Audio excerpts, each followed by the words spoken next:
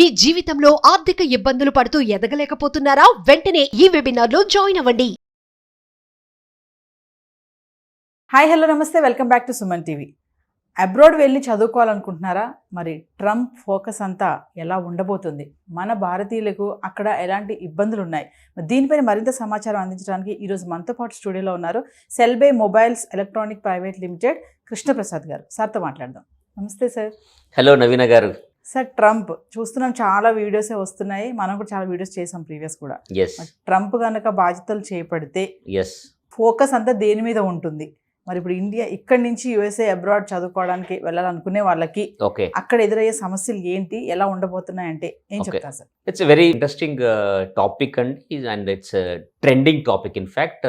ఎందుకంటే మళ్ళీ second time Trump గారు యుఎస్కి అంటే అగ్రరాజ్యాధినేత కాబోతున్నారు. సో అమెరికా అంటే అందరికి తెలిసిందే, ప్రపంచానికి పెద్దన్న పాత్ర పోషిస్తుంది ఇప్పుడు. ఎందుకంటే వాళ్ళ GDP is very big in size and definitely it's one of the, I can't say one of the, it is only the dominating country across the world. So కాబట్టి ఈ రోజు అంటే అటువంటి అంత పెద్దన్న పాత్ర పోషించే అమెరికా లాంటి దేశానికి ఒక ప్రెసిడెంట్ కొత్తగా ఎన్నికైండు, దట్టు ఒక ట్రంప్ లాంటి ఒక పర్సన్ ప్రెసిడెంట్గా ఎన్నికైందంటే డెఫినెట్గా ప్రపంచ దేశాలు కూడా చాలా ఆత్రంగా చూస్తుంటాయి. ఎందుకంటే వాళ్ళ ఎకానమీ సైజ్ ప్రకారంగా అండ్ మోస్ట్ ఇంపార్టెంట్లీ వాళ్ళ డిఫెన్స్ సిస్టమ్ కానివ్వండి, లేకపోతే వాళ్ళు ఏ ప్రకారంగా వేరే ప్రపంచ దేశాల మీద వాళ్ళ ఆధిపత్యాన్ని కొనసాగిస్తున్న విషయం మీద ఖచ్చితంగా మనం చూస్తుంటాము. సో దీంట్లో ఈ కాంటెక్స్ట్ లోపల మనము మన ఇండియా గురించి మాట్లాడుకుంటే అండ్ ఎస్పెషల్లీ మన ఇండియన్ స్టూడెంట్స్, ఎందుకంటే ఈరోజు ప్రతి ఒక్క పేరెంట్కి వాళ్ళ పిల్లలు రూపీలో సంపాదించడం కంటే డాలర్లో సంపాదించాలనే కోరిక ఉంటుంది. So and we cannot say it's wrong thing, but because every parent is aspirant and in fact పిల్లలు అలాగే ఉన్నారు. సో ఈ కాంటెక్స్ట్ లోపల మరి ఈ రోజు వచ్చిన ఈ ప్రభుత్వంలో అంటే వాళ్ళ ప్రెసిడెంట్ చేంజ్లో ట్రంప్ ఎలా ఉండబోతుందంటే మనం కొద్దిగా బేసిక్స్ గురించి మనం నేర్చుకోవాలి. ఎందుకంటే ప్రతి గవర్నమెంట్కి ప్రతి కంట్రీకి ఉండే పార్టీస్, నేషనలైజ్ పార్టీస్ ఉంటాయి. ఫర్ ఎగ్జాంపుల్ ఇండియాలో తీసుకుంటే కూడా వీ హ్యావ్ 2 నేషనల్ పార్టీస్, ఒకటి Congress and BJP. So Congress ideology ఒకటి ఉంటుంది అండ్ బీజేపీ ఐడియాలజీ ఉంటుంది. సిమిలర్లీ యూఎస్కి వెళ్తే కనుక యూఎస్లో there are 2 national parties. One is Republic party and the other one is Democratic party. So వాళ్ళ ఐడియాలజీ, రిపబ్లిక్ పార్టీ ఐడియాలజీ ఏంటి? వాళ్ళు దే ఆర్ మోర్ ఆఫ్ మా కంట్రీ, మా యుఎస్, మా సావర్నిటీ, మా సెక్యూరిటీ, మా సిటిజన్స్ అని చూస్తూ ఉంటారు.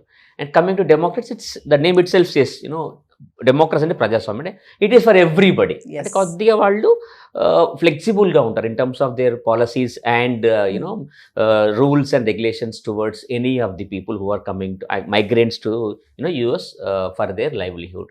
ఈరోజు కనుక మనం యుఎస్ తీసుకుంటే ప్రపంచ దేశాల నుండి ఎంతమంది యుఎస్కి మైగ్రేట్ అయిపోతున్నారు చూస్తే కనుక, it could be in terms of students కావచ్చు, ఎంప్లాయీస్ తీసుకుంటే కనుక మన ఏషియా నుండి ఆల్మోస్ట్ 10 మిలియన్ పాపులేషన్ అక్కడ ఉన్నారు, which is big number.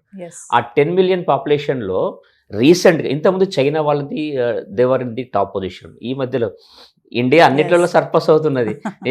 Already పాపులేషన్లో surpass అయింది. ఇప్పుడు మైగ్రెంట్స్లో కూడా Indians around 2.8 million citizens migrants యూఎస్లో ఉన్నారు and followed by China is 2.2 million migrants ఉన్నారు.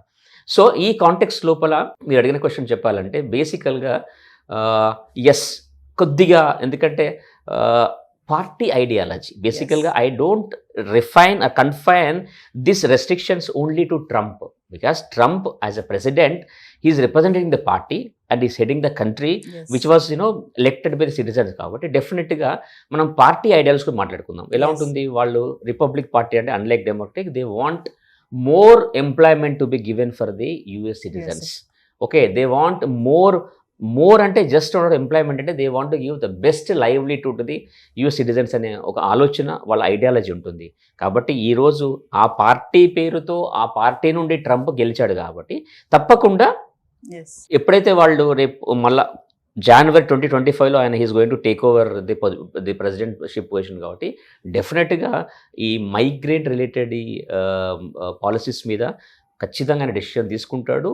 And I'm sure he's going to take call on any such regulation that is going to benefit primarily for the US citizens, then other Yes. Country migrants. నేను ఇక్కడ repeat చేస్తాను చూడండి. I'm saying he's going to take policy decisions primarily benefiting to the US citizens, then to the migrants అంటున్నాను. I'm not saying no to the migrants. ఈ point మీరు note చేసుకోవాలి. Yeah. Sir ఇప్పుడు జనవరిలో పదవి చేపట్టగానే ఎస్, ఫస్ట్ పెట్టే సంతకం immigrants దేని మీద ఉంటుందంటారా, మైగ్రెంట్స్ మీద ఉంటుందంటారా? ఆయన క్యాంపెయిన్లో చెప్పిన మాటల్లో మాత్రం అదే ఉందండి. బేసికల్గా ఎలా ఉంటుందంటే any country, any party, they are going to public to for election campaign, Yeah. They will try to focus more on the very very trending topic. And most importantly ఈరోజు ఏమైందంటే వరల్డ్లో ఒకప్పుడు ఎంత అగ్రరాజ్యమైనా కూడా ఈరోజు there are many countries are trying to give competition. Yes. They trying to give stiff competition to US in terms of every aspect. ఆ condition లోపల, ఆ సిచ్యువేషన్ లోపల any government who is been elected for the country, వాళ్ళు they will look into the security and prosperity of the country population. So Yes. కాబట్టి ఆయన క్యాంపెయిన్కి వెళ్ళినప్పుడే క్లియర్గా మెన్షన్ చేశాడు that if we were elected we are going to give the utmost priority for the US citizens. ఎప్పుడైతే వాళ్ళు US సిటిజన్స్కి utmost priority ఇస్తా ఉన్నారో obviously migrants will be given second position, Yes. Second priority. కాబట్టి ఎంప్లాయ్మెంట్లో కావచ్చు, ఎందుకొరకంటే బేసికల్గా ఇప్పుడు నేను చెప్పిన స్టాటిస్టిక్స్ అవుతుందో around 10 million population Yeah. Migrants are going from Asia to US అన్నప్పుడు స్టూడెంట్స్ వెళ్తారు. వాళ్ళు యూనివర్సిటీ గైడ్లైన్స్ ప్రకారంగా ఇన్ని అవర్స్ వాళ్ళు ఖచ్చితంగా స్టడీ చేయాలి, ఇన్ని అవర్స్ వాళ్ళు క్లాస్ రూమ్ అటెండ్ కావాలి, తర్వాత వాళ్ళు మళ్ళీ వెళ్ళి they can do there hard jobs అని కొన్ని గైడ్లైన్స్ డిజైన్ చేస్తారు. Yes. అయితే దీంట్లో ఒక న్యూస్ ఏంటంటే ప్రాబబ్లీ ఆ బయట వెళ్ళి పని చేసుకునే ఆ హార్డ్ వర్క్, ఏవైతే హార్డ్ జాబ్స్ ఉన్నాయో వాటిని ఆ time of the duration the టైమ్స్కి తగ్గించే అవకాశం ఉంది అంటున్నారు. Because they want to give utmost priority to US citizens. Yes. Sir ఇండియన్స్కి ఎక్కువగా ఇబ్బంది ఎక్కడ ఉంటుందంటారు? అంటే ముఖ్యంగా మనం స్టూడెంట్స్ని తీసుకుందాం, ఓకే, వాళ్ళకి ఎక్కడ ఇబ్బంది ఉంటుందంటారు? నేను ఈ విషయాన్ని ఒక డిఫరెంట్ కోణంలో ఆలోచిస్తానండి. ఇబ్బంది అనడము కంటే కూడా ముఖ్యంగా very honestly speaking, our students are very intelligent students. Yes.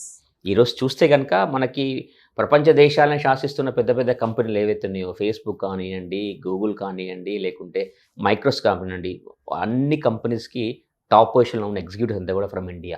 Yes. So itself is clearly says that యూఎస్లో ఉన్న టాప్ కంపెనీస్ ఏవైతే ఉన్నాయో they are much more depending on the Indian fraternity ఉన్న వాళ్ళనే తీసుకుంటున్నారు. ఎందుకంటే we are very very very fast in terms of technology, mathematics కావచ్చు. కాబట్టి Yes. ఒక్కటే మాట మీకు చెప్తానండి నవీన గారు, గైడ్ లైన్స్ అనేది కంపల్సరీ. ప్రతి country, it is not just limited to US, any country Hmm. ఖచ్చితంగా ఫస్ట్ వాళ్ళ కంట్రీ సేఫ్ గార్డ్ చేసుకోవాలి. వాళ్ళ కంట్రీ అంటే వాళ్ళ సిటీ Yes. సేఫ్ చేసుకోవాలి. దాని కొరకు వాళ్ళు గైడ్ లైన్స్ చేస్తారు. కానీ it is not going to become any big threat for Indians. I'm very confident. ఎందుకంటే ట్రంప్ తీసుకుంటే కనుక ఆయన పర్సనల్గా ఈజ్ అ బిజినెస్ మ్యాన్, అంటే క్యాపిటలిస్టిక్ ఇన్ మైండ్, అంటే ఆర్థికాభివృద్ధిని ఎప్పుడు పెంచాలనే ఆలోచన ఉంటుంది ఆయనకు. ఆర్థికాభివృద్ధి పెంచాలంటే బిజినెస్ పెంచాలి. బిజినెస్ అంటే ఈరోజు టెక్నాలజీ అంటే మళ్ళీ ఇండియన్స్ గుర్తొస్తారు మనకు. Yes. కాబట్టి ఎవరైతే మన ఇండియాలో ఉన్నారో there is no need to get demotivated. Trump వచ్చాడు, ఇండియన్ స్టూడెంట్స్కి వీసాలు రావేమో, I don't agree with it. Because every country wants to grow and every country wants to, మేము లాస్ట్ ఎపిసోడ్లో కూడా వేరే టాపిక్గా మాట్లాడుకున్నాము, they are looking for skilled manpower. Yes. ఆ స్కిల్ టెక్నికల్ పరంగా తీసుకున్నా, మ్యాథమెటిక్స్ పరంగా తీసుకున్నా కూడా మన ఇండియన్ స్టూడెంట్స్ ముందంజలు ఉంటారు. ఎందుకంటే మన ఇన్స్టిట్యూషన్స్, ఐఐటీస్ అటువంటి ప్రాముఖ్యత ఇస్తున్నాయి. కాబట్టి Yes. Nothing to be worried. Only thing what I can suggest is, yes, it is not going to be a cakewalk. It is not going to be cakewalk. It is going to be tough. Because global competition పెరిగిపోయింది, inflation పెరిగిపోతున్నది, ఆర్థిక మాంద్యాలు ఎప్పుడూ తెలియట్లేదు. కాబట్టి ఈ పరిస్థితులను మనం తట్టుకోవాలి, ఈ ఛాలెంజ్ మనం తట్టుకోవాలంటే కనుక స్టూడెంట్స్ ఎవరైతే aspiring to go to US, they should work more hard to improve their multiple skills. Yes. Technology ఉందనుకోండి, కమ్యూనికేషన్ స్కిల్స్ పెంచుకోవాలి. Most importantly people management skills పెంచుకోవాలి. అండ్ మోస్ట్ ఇంపార్టెంట్ థింగ్ ఏంటంటే, కీడించి మేలించాలంటారు కదా, ఏమైనా ప్రాసెస్ లోపల ఇష్యూస్ వచ్చాయనుకోండి, ఛాలెంజ్ వచ్చాయనుకోండి, వాటిని తట్టుకునేది కావాల్సిన మెంటల్ కేపబిలిటీస్ కూడా బిల్డ్ చేసుకోవాలి. Yes. అంతేగాని ట్రంప్ వచ్చాడు, అమెరికా వెళ్ళడం కష్టం అంటే కనుక I don't agree with that. Yes.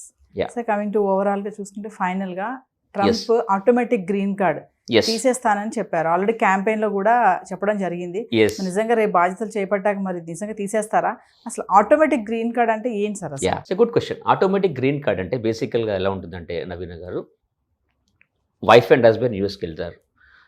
Probably husband job కొరకు వెళ్తాడు, వైఫ్ డిపెండెంట్ వీసా వెళ్తుంది. అక్కడికి వెళ్ళాక they will give a birth to any baby. Okay, వాళ్ళకి పిల్లలు పుడతారు కదా. అక్కడ ఇంతవరకు ఉన్న సిస్టమ్ ఏంటంటే ఎవరికైనా కపుల్కి అక్కడ పిల్లలు పుడితే ఆ పుట్టిన పిల్లోడికి కానీ ఆ పాపకు కానీ బై డిఫాల్ట్ వల్ల గ్రీన్ కార్డ్ ఇచ్చేస్తారు. That is the existing system. దీనివల్ల ఏమవుతుందంటే, not to save anything bad about the people, but intentionally unintentionally అక్కడికి వెళ్ళి పిల్లల్ని కని ఓకే వాళ్ళకి గ్రీన్ కార్డ్ ఇచ్చేసి సెటిల్ అయిపోతున్నారు. అక్కడ పిల్లల్ని చూసడం కొరకు సెక్యూరిటీ ప్రొటెక్షన్ కొరకు ఉండాలి కదా, సెటిల్ అయిపోతున్నారు.